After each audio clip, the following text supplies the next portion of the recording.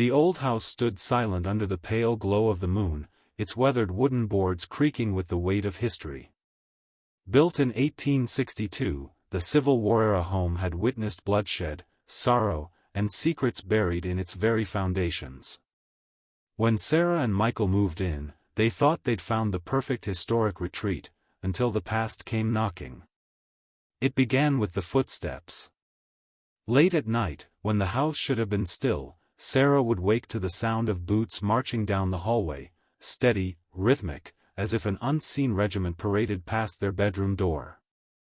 Michael dismissed it as the house settling, but Sarah knew better. The steps were too deliberate, too alive. Then came the whispers, muffled voices speaking in hushed, urgent tones, words just beyond comprehension. One evening, as Sarah sat reading in the dim light of the living room, she felt it, a cold draft snaking through the room despite the sealed windows. The air grew heavy, thick with the scent of gunpowder and damp earth. Then, shadows moved against the walls, elongated figures in uniform, their silhouettes flickering like candlelight. A Union soldier, his face gaunt and eyes hollow, materialized at the foot of the stairs, his tattered coat stained with phantom blood. Sarah froze. The soldier turned his head slowly, as if sensing her presence, before dissolving into the darkness. Research revealed the truth: their home had once been a field hospital, where wounded soldiers were brought to die.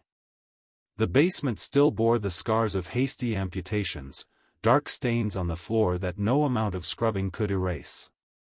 The townspeople spoke in hushed tones of restless spirits, of soldiers who never received proper burials, doomed to relive their final moments.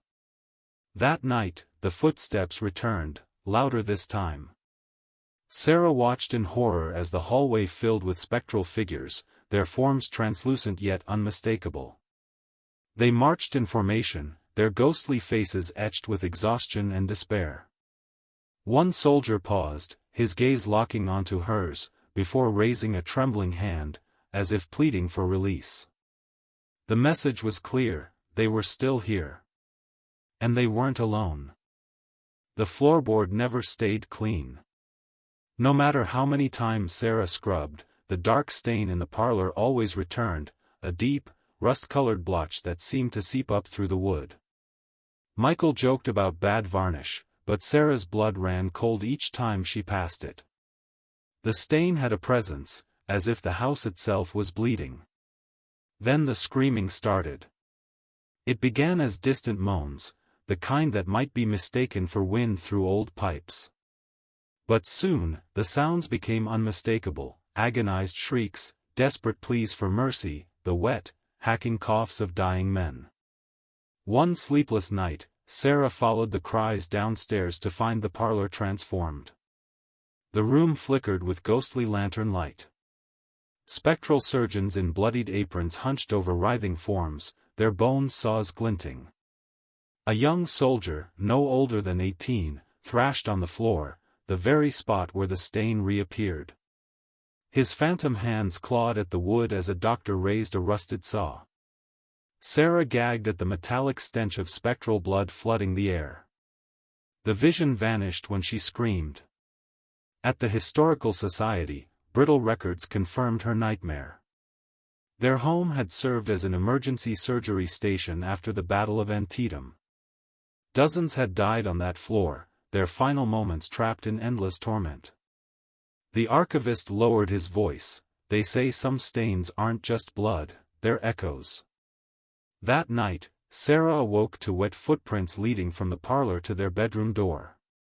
The stain on the floor pulsed like a slow-beating heart. Somewhere downstairs, a voice whispered through rotting teeth. "Help us." The bathroom mirror never reflected just Sarah anymore. At first, it was subtle, a shadowy figure standing too close behind her reflection when she brushed her teeth. Then came the fogged messages. One winter morning, Sarah wiped the steam from the glass to find 2 words scrawled in phantom cursive: "They're coming." The face appeared on the 3rd night. Sarah screamed when the gaunt soldier materialized in the mirror, his sunken eyes tracking her movements. His lips didn't move when the whisper came, *, fall in. *, the glass turned ice-cold beneath her fingers. Behind the soldier's spectral form, Sarah glimpsed rows of uniformed ghosts standing at attention in some endless spectral barracks. Daylight brought no relief. Through the kitchen window, Sarah watched phantom regiments marching across the overgrown backyard. A color-bearer's tattered flag flapped soundlessly in the windless afternoon. At dusk, the bathroom mirror showed the soldier closer now, his skeletal hand pressing against the glass from the other side. The antique shop owner paled when Sarah described the soldier's insignia. "That's the 28th Pennsylvania," he murmured. "They were ambushed near here. The survivors, they sometimes recruit new soldiers from the living." That night, the mirror shattered without warning. Shards of glass suspended mid-air revealed dozens of dead faces where Sarah's reflection should be. From the hallway came the sound of boots stomping in unison. The bathroom doorknob began turning on its own. A final whisper slithered from the broken mirror. *, report for duty. *. The wall sighed when it gave up its secret. During renovations, Michael's hammer punched through the bedroom plaster, revealing a hollow space no blueprint had ever shown. Inside lay a leather-bound diary, its pages brittle as autumn leaves. The first entry was dated October 12, 1862, *, if God is merciful, we will not spend another winter in this hell. *. Sarah read by candlelight as the house grew colder.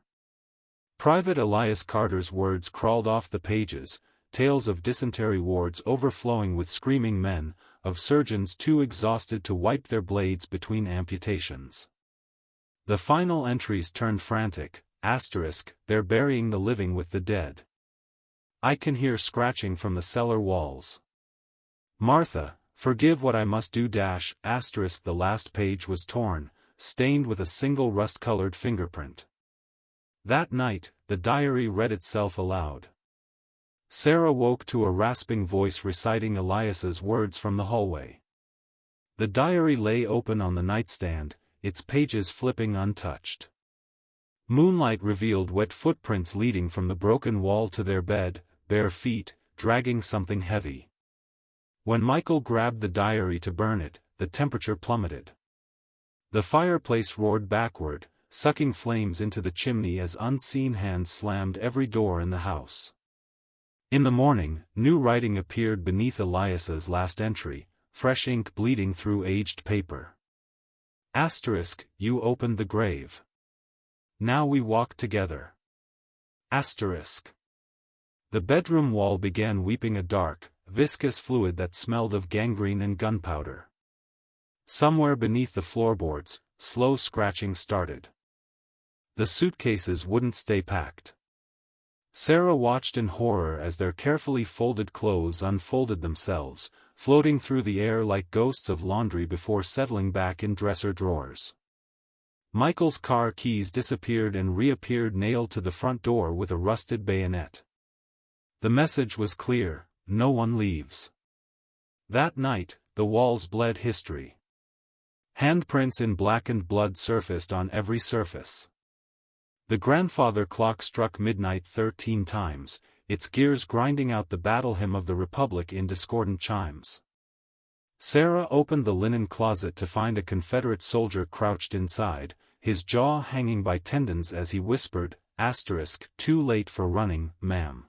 *, when she slammed the door, the entire house shook with artillery fire that hadn't been heard since 1863. The cellar door swung open by itself. Down the crumbling stone steps, Sarah found what Elias Carter's diary had hinted at, a mass grave. Skeletons in rotted uniform sat propped against the walls, their skulls turning to follow her. The air smelled of wet soil and spoiled meat. One skeleton stood slowly, its finger bones clicking against a rusted rifle as it assumed sentry position at the stairs. Windows shattered simultaneously throughout the house. Spectral arms reached through the broken glass, grabbing at curtains and furniture. The front door warped inward, its wood groaning as invisible forces stacked sandbags against it. Outside, the ghostly 28th Pennsylvania formed battle lines across the lawn, their muskets aimed at the house. The house wasn't haunted. It was occupied territory. And surrender wasn't an option.